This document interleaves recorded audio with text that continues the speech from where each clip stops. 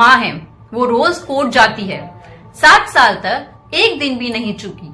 और जब लोग उसे कहते थे अब छोड़ दो, कितना लड़ोगी, तो वो एक ही बात कहती थी, मेरी बेटी ने मुझसे वादा लिया था।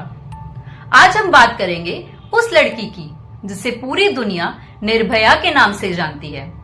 लेकिन मैं चाहती हूँ कि आज आप उन्हें सिर्फ एक केस की विक्टिम के रूप में नहीं देखें, उन्हें एक इंसान के रूप में देखा जाए। एक बेटी, एक सपने देखने वाली लड़की जो सिर्फ एक मूवी देखकर घर लौट रही थी। 7 साल की लड़ाई में एक ऐसा मोड़ आया जब लगा कि इंसाफ कभी नहीं मिलेगा। पहले हम बात करते हैं उस लड़की की जिसके साथ ये सब हुआ। पैरामेडिकल स्टूडेंट थी। वो दिल्ली की एक लोअर मिडिल क्लास परिवार से थी। उसके पापा एक एयरपोर्ट वर्कर थे। बेटी की पढ़ाई के लिए उन्होंने अपनी जमीन बेच दी थी गांव में।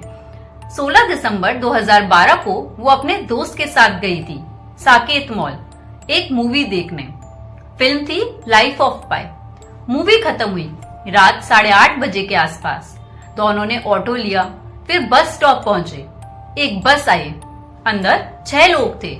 वो लोग चढ़ गए। यहीं से उनकी दुनिया बदल गई। मैं आपको ग्राफिक डिटेल्स में नहीं ले जाऊंगी क्योंकि वो काफी ब्रूटल है, कोर्ट रिकॉर्ड्स में दर्ज है। बस के अंदर बाकी 6 लोगों ने उनका सामान चुरा लिया। फिर निर्भया को बस की पिछले हिस्से में ले गए। उसके दोस्त को पकड़ के रोके रखा। निर्भया पर निर्दयता की सारी हद पार कर दी गई। बाद में दोनों को चलती बस से बाहर फेंक दिया गया। कोशिश की गई गाड़ी से कुचल दिए जाएं। एक पासरबाई था, उसने देखा। उसने दिल्ली पुलिस को कॉल किया। निर्भया को सफदरजंग हॉस्पिटल ले जाया गया। डॉक्टर्स ने पाया उसकी बॉडी में सिर्फ 5% इंटेस्टाइन बचा था। उसके दोस्त के हाथ पैर टूटे हुए थे। वो जिंदा था पर जख्मी था।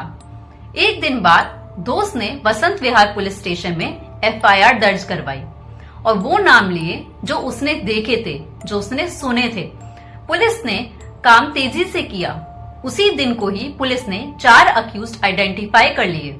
बस ड्राइवर राम सिंह, उसका भाई मुकेश सिंह, विनय शर्मा और पवन गुप्ता। उसके अगले दिन राम सिंह और 3 और लोग गिरफ्तार हुए। लोगों ने प्रोटेस्ट शुरू कर दिए। कुछ दिन बाद जुवेनाइल को आनंद विहार बस टर्मिनल से पकड़ लिया गया। लेकिन निर्भया की लड़ाई अभी बाकी थी। 19 दिसंबर को डॉक्टर्स ने उसकी 5th सर्जरी की और उसकी ज्यादातर इंटेस्टाइन रिमूव करनी पड़ी। हालत खराब होती जा रही थी। 11 दिन बाद निर्भया का निधन हो गया। लेकिन जाने से पहले उसने एक काम किया। हॉस्पिटल में पुलिस के सामने उसने डाइंग डिक्लेरेशन दी। उसने सबके नाम बता दिए। एक चीज थी जो किसी ने एक्सपेक्ट नहीं की थी, इंडिया की पब्लिक का रिएक्शन। 18 दिसंबर से ही लोगों ने सड़कों पर आना शुरू कर दिया था, प्रोटेस्ट करते हुए, इंसाफ मांगते हुए। दिल्ली के इंडिया गेट पर हजारों लोग इकट्ठे हुए। पुलिस ने वाटर कैनन्स यूज करी, टीयर गैस, लाठीचार्ज सब यूज किया, लेकिन लोग गए नहीं। 24 दिसंबर को तब के प्राइम मिनिस्टर मनमोहन सिंह ने पब्लिक एड्रेस दिया। पीएम ने अपने न्यू ईयर सेलिब्रेशन के सारे ऑफिशियल इवेंट कैंसिल कर दिए श्रद्धांजलि के रूप में। और 24 दिसंबर को ही गवर्नमेंट ने एक कमेटी बनाने का फैसला किया लॉ रिफॉर्म के लिए, justice JS Verma committee. Retired chief justice JS Verma को चार्ज दिया गया, 30 दिन में रिपोर्ट दो। वो 29 दिन में ही रिपोर्ट ले आए, 650 पेजेस की रिपोर्ट। अब बात करते हैं अक्यूज्ड की। ये इम्पोर्टेंट है क्योंकि ये केस सिर्फ एक क्राइम की कहानी नहीं है, ये एक सिस्टमैटिक फेलियर की कहानी भी है। 6 अक्यूज्ड थे। सोचिए, अगर ये बसेस रजिस्टर्ड होती, अगर GPS ट्रैकिंग होती, अगर ड्राइवर का बैकग्राउंड चेक किया होता, तो शायद निर्भया आज जिंदा होती। राम सिंह 11 मार्च 2013 को तिहाड़ जेल में मरा हुआ मिला। पुलिस के अनुसार उसने सुसाइड किया है। डिफेंस लॉयर्स और फैमिली का कहना था कि ये मर्डर था। सच आज तक ऑफिशियली अनडिसाइडेड है।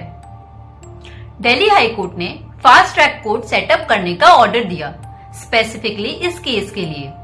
5 अडल्ट अक्यूज पर 13 चार्जेस लगाए गए। ट्रायल कोर्ट ने उनको डेथ सेंटेंस सुनाया, रेयरेस्ट ऑफ रेयर डॉक्ट्रिन के अंदर। कोर्ट ने माना कि इस क्राइम की ब्रूटैलिटी इतनी एक्सट्रीम थी कि ये मैक्सिमम पनिशमेंट वारंट करती है। जुवेनाइल को जुवेनाइल जस्टिस बोर्ड ने गैंग रेप और मर्डर में गिल्टी माना और 3 साल की मैक्सिमम सेंटेंस दी एक रिफॉर्म फैसिलिटी में। 20 दिसंबर 2015 को निर्भया की 3rd डेथ एनिवर्सरी के एक दिन बाद जुवेनाइल कन्विक्ट रिफॉर्म फैसिलिटी से रिलीज हो गया। इंडियन लॉ ने कोर्ट को कोई लीगल ग्राउंड नहीं दिया जिसमें वो रिलीज रोक सकते थे। आशा देवी, निर्भया की मां, कोर्ट के बाहर थी। उन्होंने कहा, क्राइम जीत गया, हम हार गए। आशा देवी ने उसी दिन पब्लिक में पहली बार अपनी बेटी का नाम लिया। उन्होंने कहा, जो हीनियस क्राइम करते हैं उनका सर झुकना चाहिए, विक्टिम्स का या उनके परिवार का नहीं। जुवेनाइल के रिलीज के 2 दिन बाद राज्यसभा ने जुवेनाइल जस्टिस एक्ट पास किया, जिसमें प्रोविजन था कि 16 साल से ऊपर के जुवेनाइल्स को हीनियस क्राइम्स में अडल्ट की तरह ट्रीट किया जाएगा कोर्ट में। लेकिन ये नया लॉ उस जुवेनाइल पर अप्लाई नहीं हुआ क्योंकि वो ऑलरेडी रिलीज हो चुका था। लेकिन आशा देवी रुकी नहीं। 4 कन्विक्ट्स डेथ सेंटेंस के बाद भी 7 साल जिंदा रहे। आखिर क्यों? क्योंकि इंडियन जुडिशियल सिस्टम में एक रूल है कि एक ही केस के सारे कन्विक्ट्स को साइमल्टेनियसली हैंग किया जाता है। अगर एक का भी कोई लीगल ऑप्शन पेंडिंग हो तो एग्जीक्यूशन रोक दी जाती है। 3 बार एग्जीक्यूशन पोस्टपोन हुई। हर बार 1 या 2 कन्विक्ट लास्ट मिनट पर पिटीशन फाइल कर देते थे। प्रेसिडेंट को मर्सी पिटीशन डाल देते थे, सिर्फ टाइम निकालने के लिए।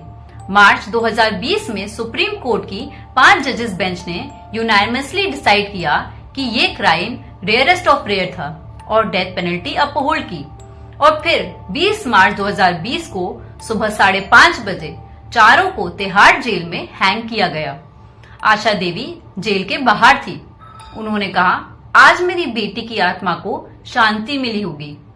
तो क्या बदला? क्रिमिनल लॉ अमेंडमेंट एक्ट 2013 ने रेप की डेफिनेशन ब्रॉडन की, नॉन बेलेबल ऑफेंस बनाया गया। विक्टिम को मेडिकल केयर डिनाई करना क्रिमिनल ऑफेंस बन गया। 6 न्यू फास्ट ट्रैक कोर्ट सिर्फ रेप केसेस के लिए बने। गैंग रेप के लिए मैंडेटरी मिनिमम सेंटेंस 20 साल कर दिया गया और डेथ पेनल्टी का प्रोविजन रिपीटेड ऑफेंडर्स के लिए कर दिया गया। बाद में 2018 में 12 साल से नीचे की विक्टिम्स के रेप केसेस में भी डेथ पेनल्टी का प्रोविजन ऐड कर दिया गया। निर्भया फंड बना। निर्भया ज्योति ट्रस्ट निर्भया के पेरेंट्स ने बनाया, सेक्सुअल वायलेंस सर्वाइवर्स को शेल्टर और रिसोर्सेज देने के लिए। अगर इस वीडियो ने आपको कुछ सोचने पर मजबूर किया हो तो वक्त आने पर किसी लड़की की मदद जरूर करना और इस वीडियो को ज्यादा से ज्यादा शेयर करना। यही निर्भया चाहती थी, यही आशा देवी की लड़ाई का मकसद था। लाइक करो, सब्सक्राइब करो और अगली बार मिलते हैं एक और ऐसे कहानी के साथ। Till then, take care.